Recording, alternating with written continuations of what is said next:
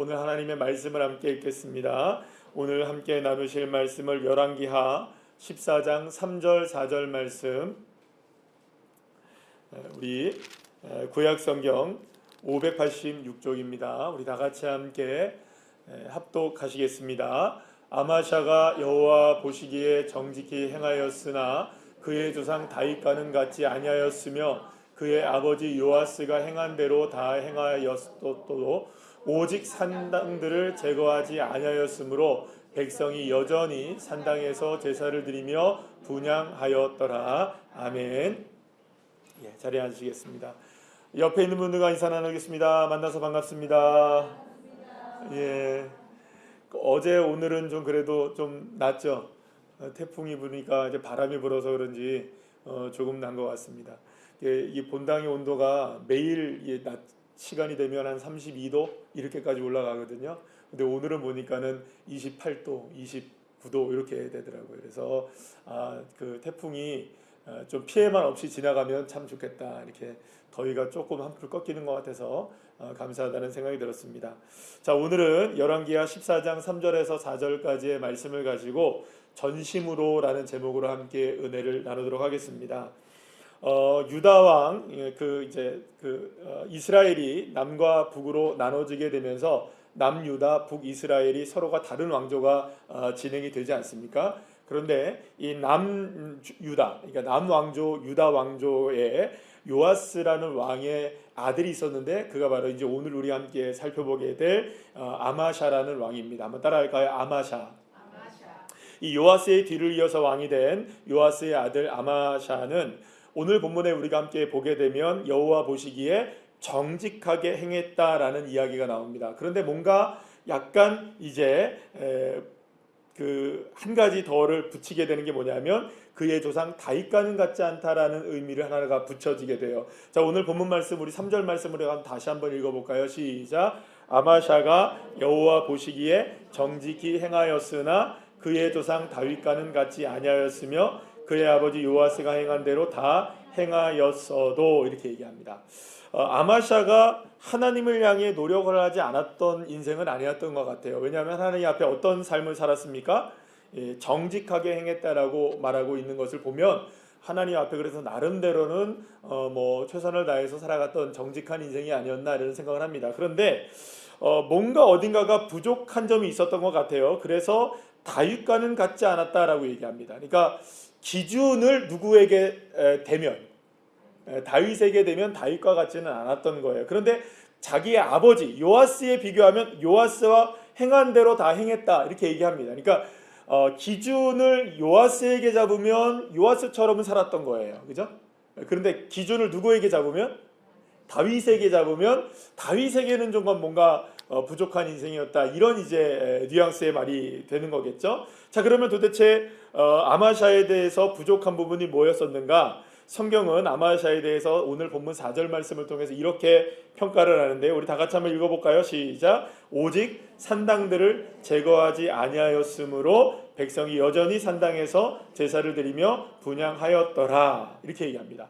아마샤가 산당 곧 그러니까 우상을 섬기는 곳을 계속해서 이렇게 방치를 하고 있었던 겁니다. 그러니까 그것을 제거하지 않았던 거예요. 그러니까 이스라엘 백성들이 다 어디로 올라가서 지금 산당에 올라가서 뭘 섬기고 있는 겁니까? 하나님이 아닌 우상을 다 섬기고 있는데 하나님 앞에 정직하게 여러분들 행했다면 사실은 하나님 앞에 정직하게 행했다면 이 우상들을 있는 상단들을 다 제거했겠어요? 안 했겠어요? 다 했을 거예요. 그런데 하나님 앞에 정직하게 행했다고 하는 이 아마샤일지라도 왠지 모르게 산당을 제거하지는 않았던 거예요. 자, 그렇다면 왜 제거하지 않았을까라는 것이죠. 물론 아마샤 자신 스스로가 적극적으로 산당에 가서 우상을 섬겼기 때문에 그랬을 것이라고는 생각하지 않아요. 왜냐하면 물론 우상을 섬기지 않는 건 아니에요. 나중에 그런 얘기가 나오긴 하는데 어쨌든 하나님 앞에 정직하게 행했다고 한다면 여러분 대놓고 우상을 섬겼을까요? 안 섬겼을까요? 대놓고 우상을 섬기지는 않았던 거예요. 그런데 여러분들 적어도 이 아마샤에게는 이렇게 하나님 앞에 정직하게 행했는데 그렇다고 대놓고 우상을 섬기지도 않았고 그런데 문제는 뭐냐? 우상을 섬기고 있는 이 산당을 온전하게 제거하지는 못했다. 자, 그런데 그 이유가 어디 있느냐? 오늘 본문에서 아까 전에 말씀드린 대로 다윗의 비교를 하고 있다는 거예요. 다윗에게 비교를 하고 있다. 자, 그러니까 기준을 어디에 두느냐에 따라서 문제는 달라진다는 거예요. 기준을 어디에 두느냐. 자, 그러면 여러분 우리 한번 생각을 해보죠. 다윗은 문제가 없었을까요? 있었을까요? 다윗이라고 해서 여러분들 아주 문제가 없었던 인생은 아니었어요. 왜냐하면 죄를 범하기도 하고, 그리고 또 사실은 다윗이 한 일이라고 우리가 감히 상상할 수 없는 일까지도 하잖아요, 그죠? 뭐 우리아 같은 사람을 전장에다 내보내가지고 막 어렵게 일부러 막 죽이게 만든다든가, 이런 사람이 우리가 생각했을 때, 야, 이거 과연 다윗이 맞는가라고 생각할 정도로 자, 끔찍한 일을 저지르기도 하는 인생이 누구였습니까? 이 다윗이고요. 사실은 무책임하게 죄를 방치하기도 합니다. 자신의 아들 있잖아요, 그죠? 자신의 아들의 죄를 그냥 무책임하게 방치하고 그냥 지내버리기도 하고요. 자, 그런데 여러분들 문제는 뭐냐면, 그럼에도 불구하고 다윗은 다른 사람이랑 좀 달라요. 어떤 측면에서 우리가 다르냐 하면, 다윗도 죄를 짓기도 하고 다윗도 문제가 많은 인생이기도 했지만, 다윗이 달랐던 점은 뭐냐 하면, 그런 죄로 인하여서 몸부림치면서 살다가도 죄에 얽매여 살고 죄의 장아찌가 되어 살기도 했지만, 중요한 것은 자신이 죄를 발각되어지고 자신이 죄가 이제 들키잖아요, 그죠? 들켜지게 되고 자신이 죄인이라는 걸 깨닫게 되는 순간 어떻게 합니까? 회개하고 돌아가요. 누구에게로? 하나님께로 돌아가요. 그러니까 놀라운 회복이 일어나는 거예요. 그러니까 다윗의 아주 강점 중에 하나가 뭐냐면, 다른 사람과는 다른 강점 중에 뭐냐면, 문제가 없어서 완벽한 사람이었기 때문에 이 사람이 대단한 사람이 아니라, 문제 있고 흠 많고 우리가 생각할 때 말씀드린 대로 야, 정말 이게 다윗이 맞아? 라고 생각할 수 있는 그런 인생임에도 불구하고, 사실 뭐 어떤 업적을 남겼기 때문에 대단한 인생이 된 것도 아니고 하나님의 마음에 합한 사람이 된 것도 아니라, 사실은 어떤 측면에서 하나님의 마음에 합한 사람이 됐냐면 늘 하나님께로 회복했다는 거예요. 다윗의 위대한 점은 하나님을 향하고 있었다는 거예요. 늘. 그러니까 문제가 있어도 문제 속에서 누구를 향합니까? 하나님을 향해요. 어려운 위기 속에서도 누구를 향해 나갑니까? 하나님을 향해요. 그러니까 자신이 잠깐 혼미해져 가지고 길을 잃어버릴 때가 있습니까? 없습니까? 다윗이.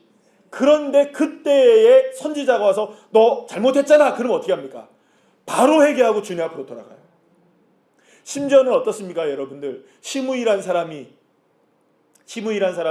압살롬에게 쫓겨나가지고 광야로 내쫓겨나가고 있을 때 막 쫓아오면서 욕하잖아요, 그죠?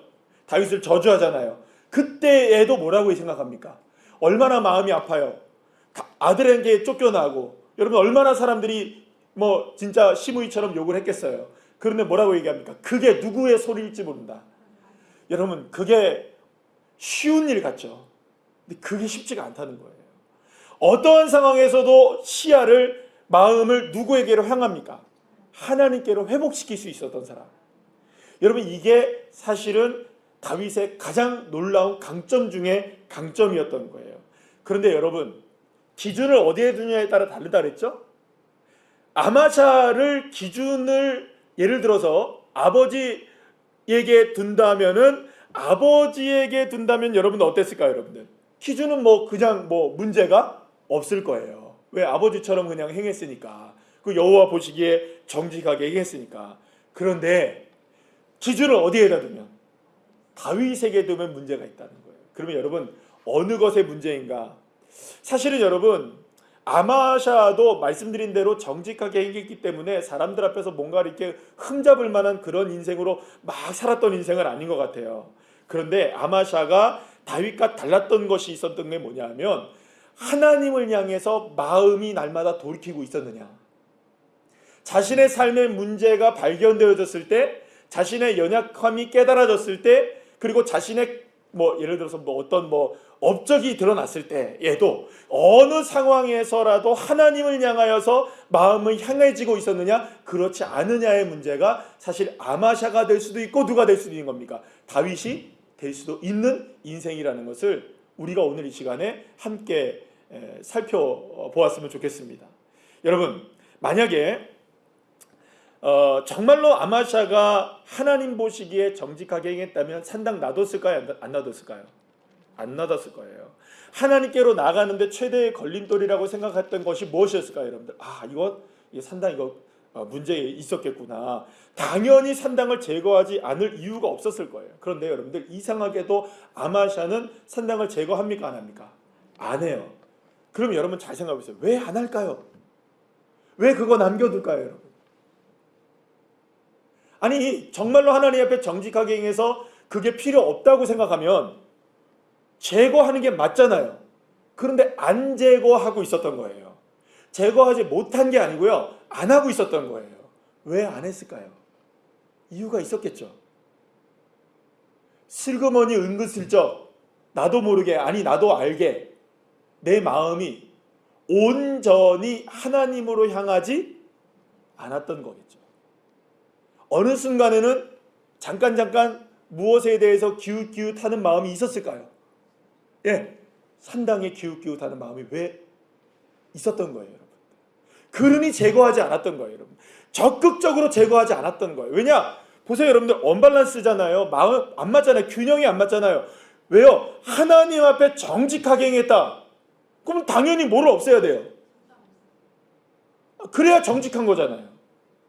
그런데 정직하게 행하기는 했는데 산당은 안 없앴대요. 뭔가 언밸런스잖아요. 균형이 안 맞잖아요. 그러면 이유가 뭐냐? 적극적으로 이걸 제거하지 않았던 거는 아마샤도 아마도 어떤 마음이 있었던 걸까요? 한쪽 마음 구퉁이 속에는 나도 모르게, 아니 나도 알게, 그러나 다른 사람은 잘 모르게 은근슬쩍 산당에 대한 마음들, 우상에 대한 마음들을 갖고 있었던 거겠죠. 그러니까 하나님으로 전심으로 향해야 되는 그 마음이 두 갈래 세 갈래로 나눠지고 있었던 거예요.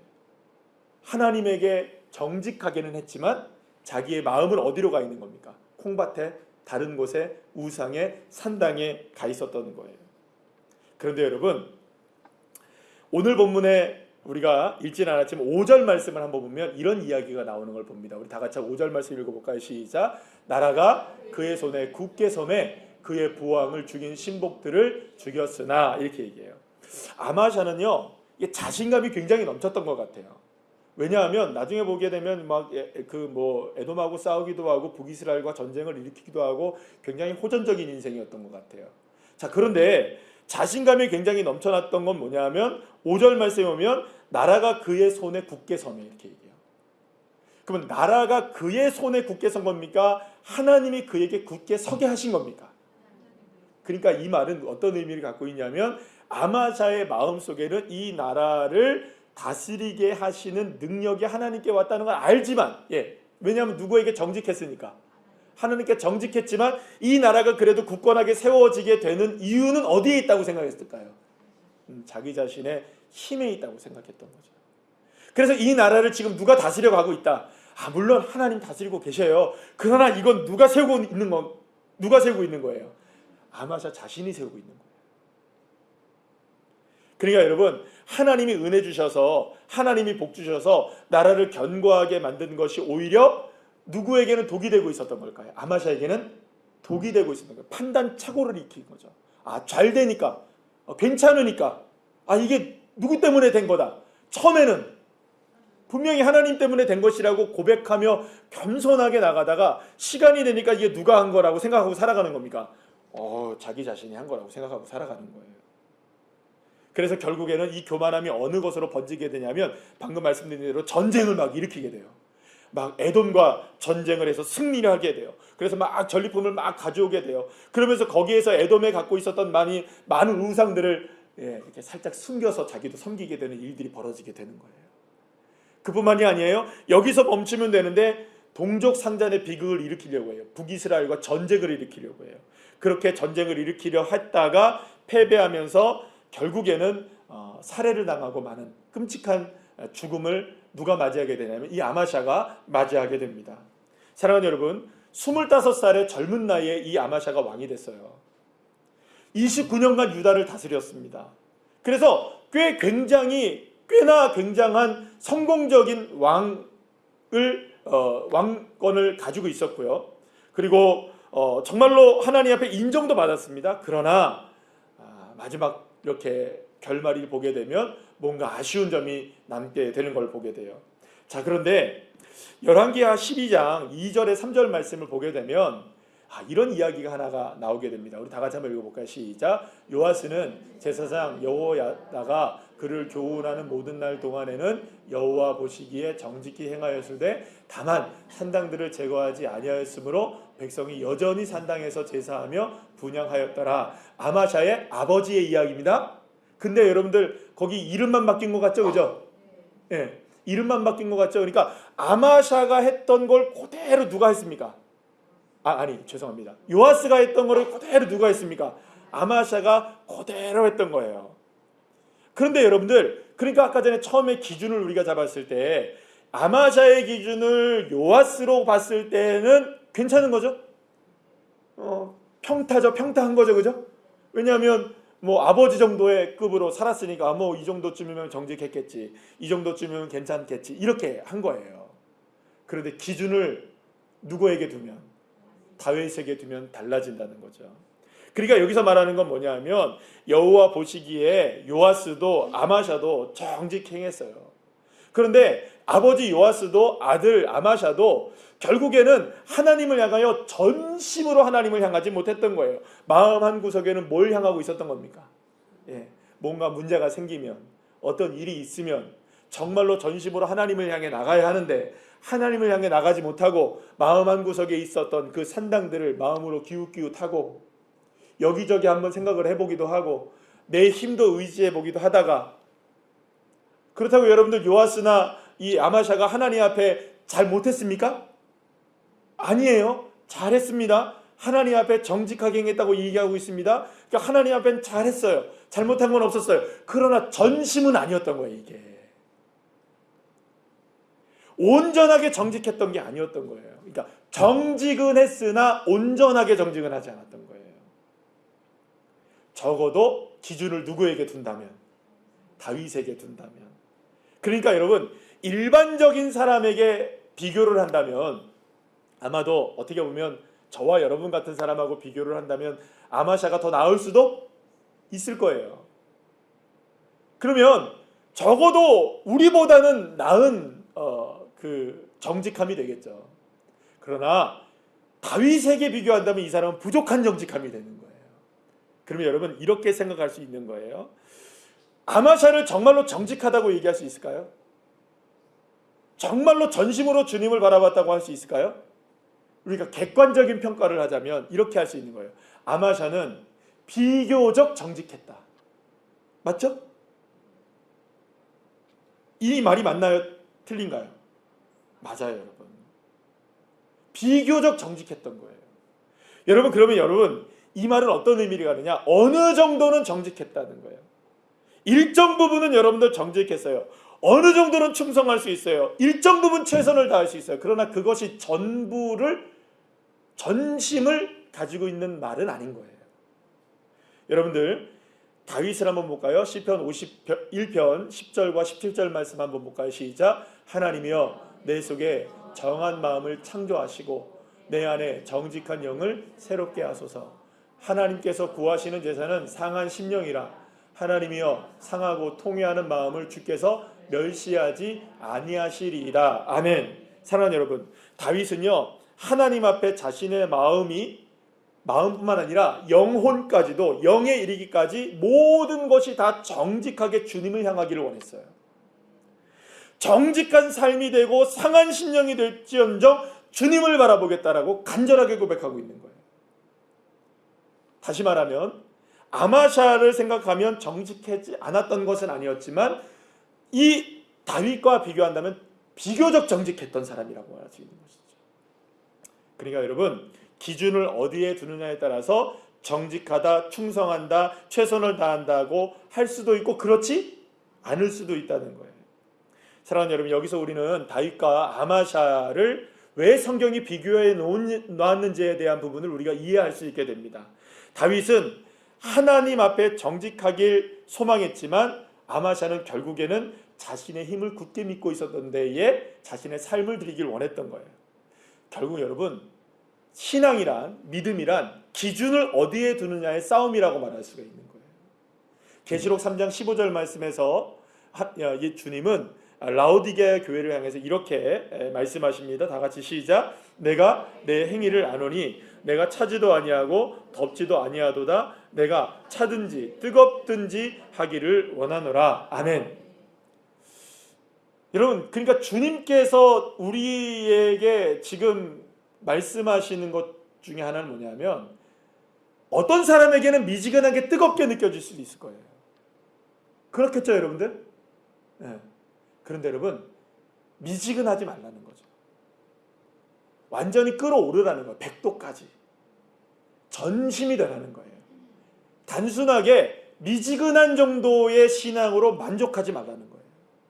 그래서 주님은 어떠한 상황 속에서도 내가 믿을 만한 구석을 어느 한켠에 만들어 놓고 산당을 제거하지 않는 그런 모습이 아니라, 전심으로 그것 없어도 오직 누구만을, 여호와 하나님만을 바라볼 수 있는 전심의 믿음, 그런 전심의 믿음, 정직한 영이 되시기를 주님이 원하시고 계시는 것입니다. 사랑하는 여러분, 그렇다면 전심이란 어떤 걸까요? 하나님 보시기에는 정직할 수 있어야겠죠.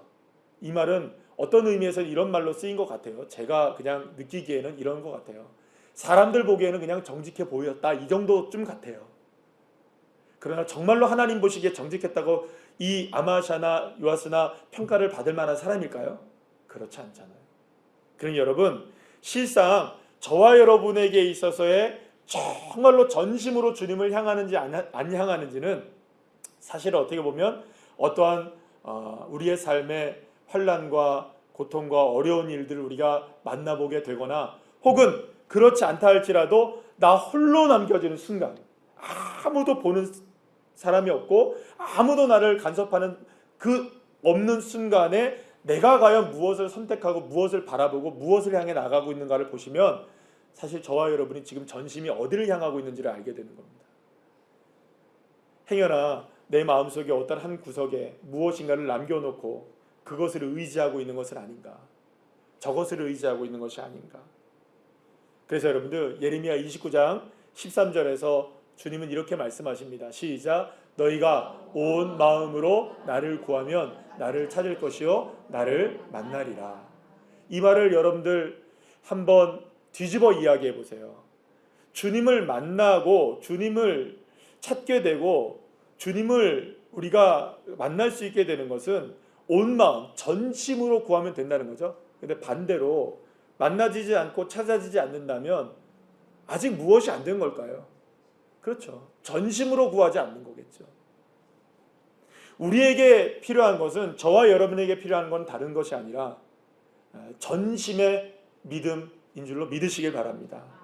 주님이 나의 전심이 될 때, 그러니까 다윗이 원했던 것처럼 하나님 내 영을 새롭게 창조해 달라고 고백했던 것처럼 내 영에 이르기까지, 내 마음에 이르기까지 온전히 다 주님을 향하는 그 전심이 되어질 때 비로소 주님을 만나게 되고 주님의 은혜와 주님의 역사를 저와 여러분이 경험하게 되는 줄로 믿으시길 바랍니다. 사랑하는 여러분, 아마샤는 전심을 다하는 믿음으로 주님을 기쁘시게 하는데 실패한 사람이 된 겁니다. 무엇보다 우리가 오늘 이 시간에 이 말씀을 통해서 정말로 깊이 있게 알아야 되는 것은, 어느 정도의 정직함과 어느 정도의 보기에 좋을 수는 있는 것 가지고 여러분들 우리가 만족해서는 안 된다는 거죠. 그것이 설령 다른 사람에게는 전심으로 보일 수 있어도 하나님은 아시고 나는 안단 말이죠. 내가 지금 제거하지 못하고 있는 나만의 산당을 두고 있는 건 아닌가. 그러면서 여러분들, 가장 이 아마샤를 그렇게 만들었던 것은 결국 교만함입니다. 전쟁을 치르는데도 하나님께 묻지도 않아요.